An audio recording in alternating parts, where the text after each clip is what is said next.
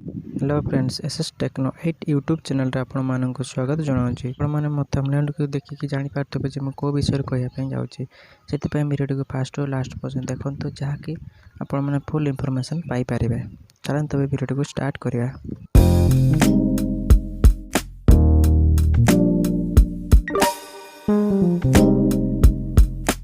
कौन भी स्थान में वर्षा होबार 5-6 दिन पूर्व आम सबकि इनफॉरमेशन पाइपर जे केते स्पीड रे वर्षा हेबो एवं केते स्पीड रे पवन बहिबो सबकि गोटे एप्लिकेशन माध्यम जानी पारिबा, जार लिंक मु डिस्क्रिप्शन बॉक्स रे दे दीची। नहले आपण माने प्ले स्टोर जाइकरी डाउनलोड करि परिबे। तो प्रथमे कोन करिवे ना प्ले स्टोर को जिबे। प्ले स्टोर रे आसला परे एठारे से सर्च बॉक्स रे सर्च करिवे विंडी ऐप। तापरे एही ऐप्स को इंस्टॉल कर नेबे। मोर जेहेतु आगु इंस्टॉल करथिली तबे मोर ओपन देखुची, तो मु एबे ओपन टा को क्लिक करूची। ओपन टे क्लिक कला परे एही बढिया गोटे इंटरफेस आसीबो। एठी आपण माने देखि पारथिबे आपनकर लोकेशन देखिबो एवं आपनकर लोकेशन हिसाब रे आपनको जो लोकेशन रे रहिचंती सेटर तापमात्रा केते एवं को आड को पवन बहुची तार डायरेक्शन मध्य देखै दबो। जति टिके आमे जूम कर देबा तो भारत मानचित्र रे गोटे इमेज पळै आसीबो। देखन तेबे भारत मानचित्र शो करूची। तो भारत मानचित्र रे पूर्व पश्चिम उत्तर दक्षिण कोडा आपण मानक जणा थिबो। जदि जणा नथिबो तबे मु जणै दउची। एही भारत मानचित्र रो डाहाण पटटे होची पूर्व भाग एवं बाम पटटे होची पश्चिम भाग एवं मानचित्र रो उपरटा कहंती उत्तर भाग एवं तळ भाग कहंती दक्षिण भाग। एबे आपण माने जानि पारले जे भारत मानचित्र रो दिग मानक विषय रे एठारे आउ दुईटी जिनिस लक्ष्य करिवे जे किछि धळा अंशर गार गार हेकरी एपट सेपट सब दौड़ी बुलूची। ताहा होची पवनर दिग को सूचौची, माने पवन को दिगरु को दिग को बहुची ताहा सब से दर्शाउची। आउ किछि स्थान रो लक्ष्य करिवे जे सबुज कलर किछि रंग रहिछि, ताहा होची मेघखंड मानक विषय रे सूचना देउची। एबे आमे माने जानिबा जे आमे जो एरिया रे रहिछु किबा आमे जो लोकेशन रे भी रहिछु सेठरा केबे वर्षा हेबो कि नाही से विषय रे जानिया पई हेले आमको प्रथमे आम लोकेशन को जीवा पई पड़िबो। सेथि पई एही इंटरफेस रो डाहाणा पटरे देखिबे जे तीनटा गार थिबो सेठरे क्लिक करिवे।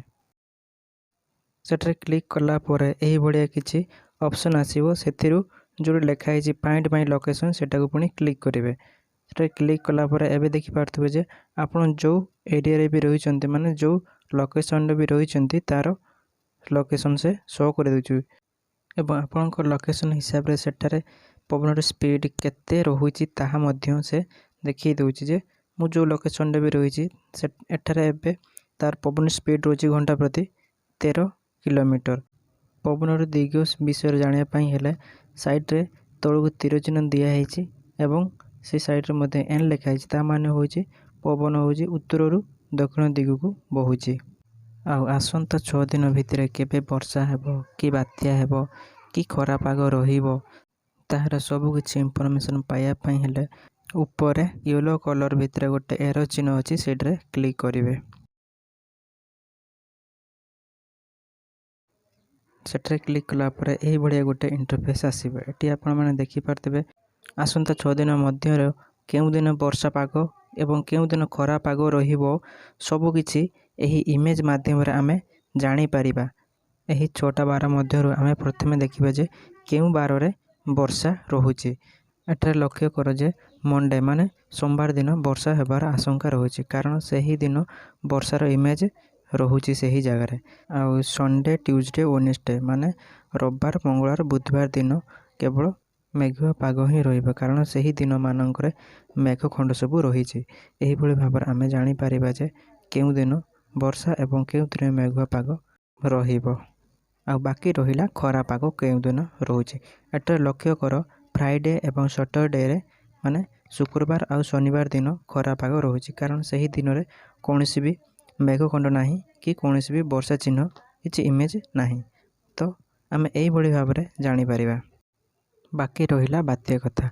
बात्या यदि कोनोसी स्थान रे सृष्टि हेतिबो ताहा 6 दिन भितरे को दिग को गति करिवो ताहा आमे लाइव वीडियो सहित एही एप्लिकेशन माध्यम रे जानि परिबा। उदाहरण स्वरूप मु आपण मानक गोटे बात्या लाइव वीडियो ଦେଖାଉଛି, ଯାହାକି ବଙ୍ଗୋପସାଗରରେ ସୃଷ୍ଟି ହେଉଛି। ସେଥିପାଇଁ କ'ଣ କରିବେ, ପ୍ରଥମେ ବାଁ ପଟରେ ଥିବା ପ୍ଲେ ବଟନ୍ଟିକୁ କ୍ଲିକ୍ କରିଦେବେ। ଏବେ ଆପଣମାନେ ଲକ୍ଷ୍ୟ କରିବେ ଯେ କେଉଁ ବାରରେ ବାତ୍ୟାଟା କେଉଁ ଦିଗକୁ ଗତି କରୁଛି ତାହା ସବୁକିଛି ଲାଇଭ୍ ଭିଡ଼ିଓ ମୁଁ ଆପଣମାନଙ୍କୁ ଦେଖାଇ ଦେଉଛି।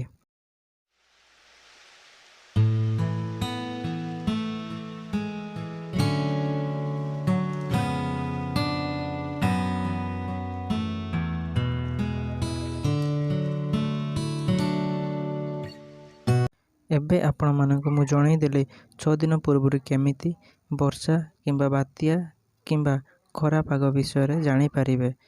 ତ ଭିଡ଼ିଓଟି ଭଲ ଲାଗିଥିଲେ ଗୋଟେ ଲାଇକ୍ ଏବଂ ସେୟାର କରିଦିଅନ୍ତୁ ଏବଂ ଚ୍ୟାନେଲଟିକୁ ସବସ୍କ୍ରାଇବ୍ କରିଦିଅନ୍ତୁ। Thank you.